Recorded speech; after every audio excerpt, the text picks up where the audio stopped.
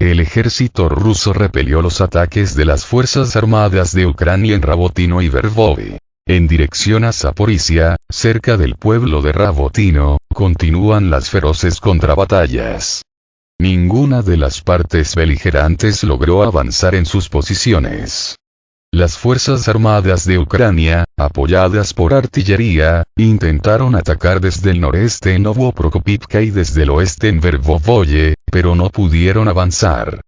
Así lo informan los corresponsales del proyecto Vargonzo. Esta información apunta al hecho de que las fuerzas armadas de Ucrania no lograron tomar el control de Rabotino o Verbovoye. Sin embargo, se sabe que las fuerzas armadas de Ucrania están tratando de intensificar sus ataques para alcanzar la línea clave de defensa en esta dirección de la línea del frente.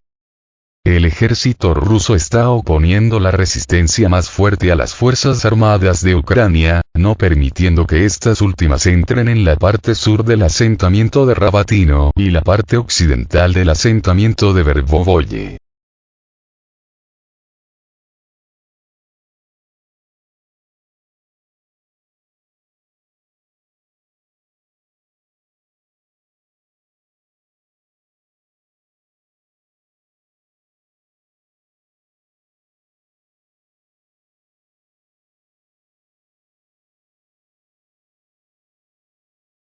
Tiro sale por la culata. Ucrania va a perder más tierras en contraataque. Un exfuncionario ucraniano confirma el fracaso de su país en contraatacar a Rusia y asevera que Ucrania corre peligro de perder más tierras en la guerra en curso. El exasesor del expresidente ucraniano Leonid Kuchma, 1994-2005, Oleg Soskin, ha admitido que las fuerzas armadas de Ucrania no solo fracasaron en su contraofensiva, sino que también son incapaces de contrarrestar la ofensiva rusa en el frente de la batalla. No hay ninguna contraofensiva como tal, ha dicho el exfuncionario en un video publicado este domingo en su canal de YouTube.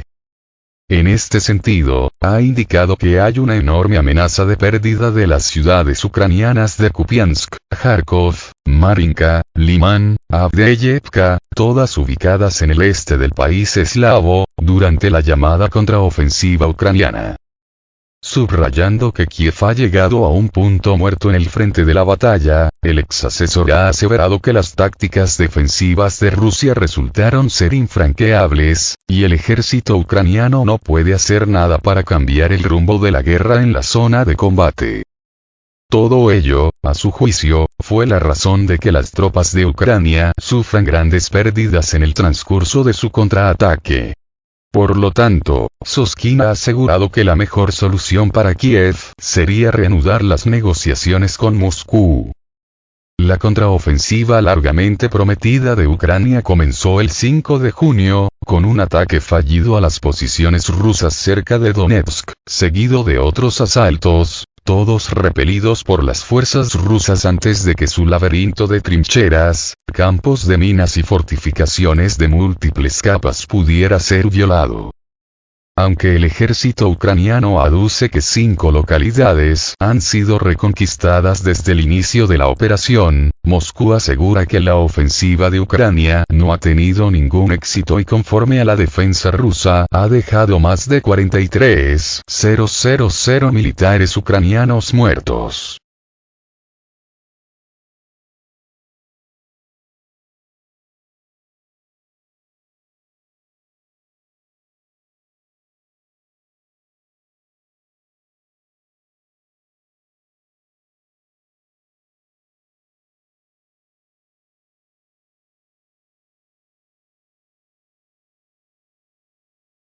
Los operadores de drones ucranianos que atacan el territorio ruso reciben información sobre el radar y la defensa aérea de Occidente. The Economist revela los detalles de los algoritmos de los ataques de drones ucranianos, vehículos aéreos no tripulados, en el territorio de Rusia. Según la publicación, los operadores de drones utilizan inteligencia obtenida, en su mayor parte, de socios occidentales. Estos datos incluyen información sobre radares, guerra electrónica y defensa aérea, de Rusia. Según datos cercanos a los desarrolladores de uno de los modelos de drones ucranianos, solo alrededor del 35 al 40% de los dispositivos llegan con éxito al área donde se encuentran sus objetivos. Esto atestigua la alta eficiencia del sistema ruso de defensa aérea y guerra electrónica.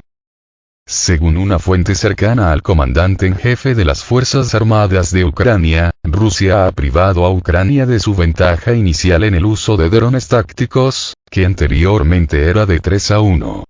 Ahora, según la fuente, se ha establecido la paridad entre las partes. Al mismo tiempo, Ucrania recibe cientos de drones de países occidentales cada mes, y también organiza la producción de sus propios drones, lo que a su vez indica la gran escala de ataques planificados.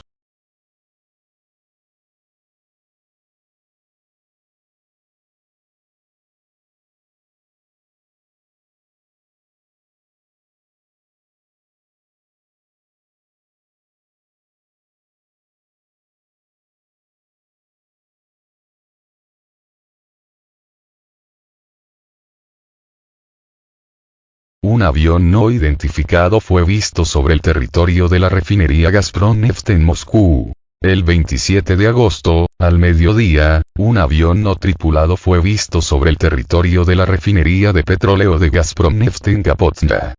Según las fuentes, el cuadcópter estaba ubicado en el área del edificio petroquímico, lo que instantáneamente causó preocupación entre los empleados de la planta. Las agencias de aplicación de la ley fueron llamadas inmediatamente a la escena.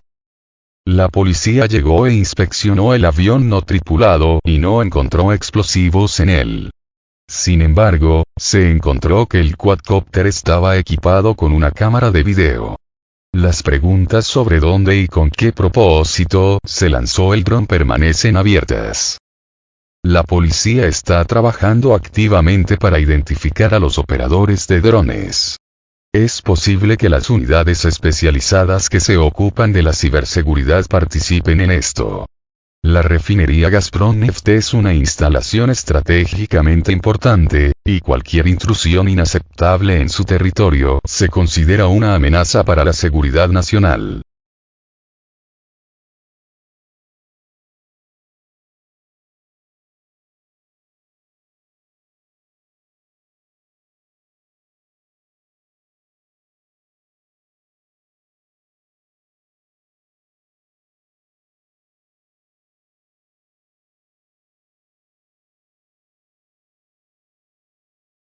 Un caza ruso Su-30 escolta a un dron estadounidense sobre el Mar Negro. Un caza ruso Su-30 acompañó sobre las aguas del Mar Negro a un dron MQ-9 Reaper de la Fuerza Aérea de Estados Unidos, informó el Centro Nacional de Gestión de la Defensa de la Federación de Rusia. Para identificar el objetivo aéreo e impedir la violación de la frontera, despegó un caza Su-30 de los que montan guardias de defensa antiaérea. La tripulación del caza ruso identificó el objetivo aéreo como un dron de reconocimiento MQ-9 Reaper de las Fuerzas Aéreas estadounidenses, comunicó. El centro indicó que el dron extranjero, al ver acercarse el caza ruso, dio la vuelta desde la frontera estatal de la Federación de Rusia y volvió sin problemas al aeródromo de base. No hubo violación de la frontera estatal de la Federación de Rusia, constató el centro.